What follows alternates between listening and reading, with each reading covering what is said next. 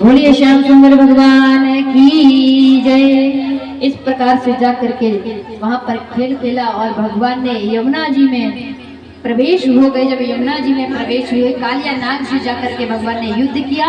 युद्ध करने के बाद उनके मस्तक पर अपना पद चिन्ह दिया और कहा, हे कालिया नाग, वैसे मुझे या इस जल में तुम रहते मुझे कोई आपत्ति नहीं है, लेकिन हमारे ब्रजवासियों को बड़ा संकट है, क्योंकि जल विषैला हो गया। हमारे ब्रजवासी जब जल पीते हैं तो वो मूर्छित हो जाते हैं, कोई कोई तो मर जाता है। इसलिए तुम्हें हमारी ये यमुना जी को छोड़ करके और रमन द्वीप को चला जाना चाहिए। उसी समय कालिया नाग कहता है कि रमन द्वीप को यदि मैं जाता हूँ तो आपकी ही जो शिष्य है गरुड़ वो हमें रहने नहीं देता है। बोले क्यों?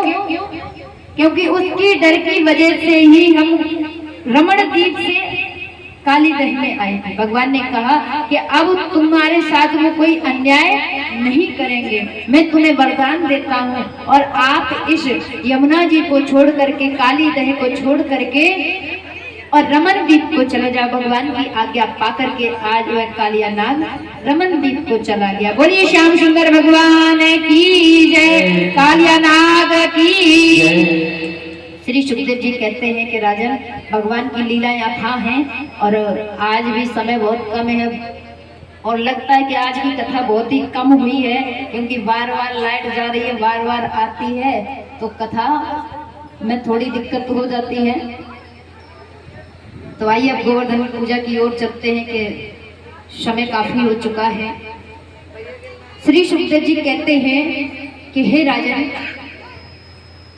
कि भगवान के मन में एक भाव आता है कि जब मैं ब्रजवासियों को मिल गया हूं तो ब्रजवासियों की मेरी पूजा का फल मिलना चाहिए। श्री सुखदेव जी कहते हैं कि इंद्र का यज्ञ करते करते ब्रजवासियों को कई हजार वर्ष हो गए, लेकिन कभी भी इंद्र ने उन्हें प्रकट होकर के दर्शन नहीं दिए। लेकिन फिर भी ब्रजवासी बड़े प्रसन्न रहते हैं।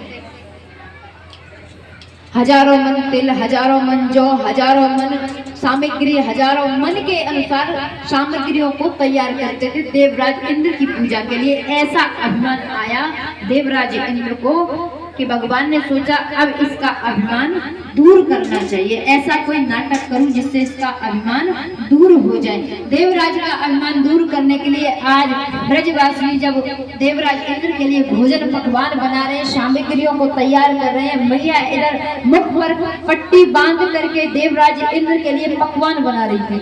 उसी समय कन्हैया रसोई घर की ओर जाते हैं। रसोई घर के द्वार पर आकर के मैया से कहते हैं, मैया तू कहा कर रही है? मैया ने कही, लाला मैं जय जय के लिए भोग बना रही हूँ। जैसे ही कहा जय जय के लिए, मैया ही जय जय कौन है?